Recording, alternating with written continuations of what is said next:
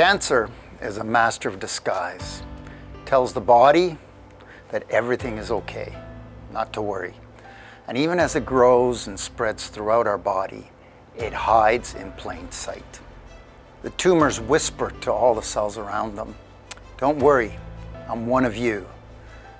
And the body listens. The immune system says, "Okay, you're one of us," stands down, and the cancer is allowed to continue to grow.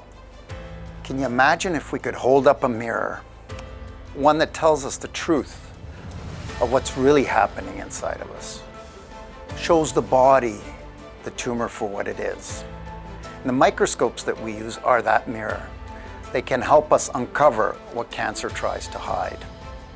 For every patient waiting for answers, for every family hoping for a little more time, this work matters. Their stories are why we keep looking deeper.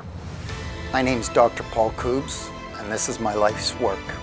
My team and I are driven by the belief that if we can see how our immune system responds to cancer, we might be able to treat it.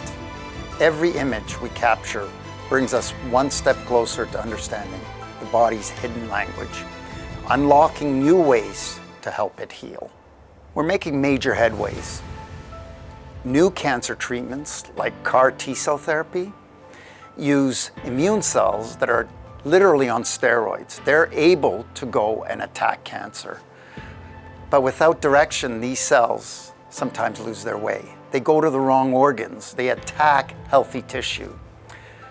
We're trying desperately to find ways in which to identify the body's internal GPS. How can we get those cells to go where they need to go? We can train them to recognize the right targets and attack with precision. We're working to give the body the clarity it needs to fight back.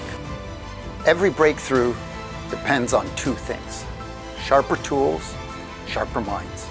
With new microscopes and talented researchers, we can see what's been invisible.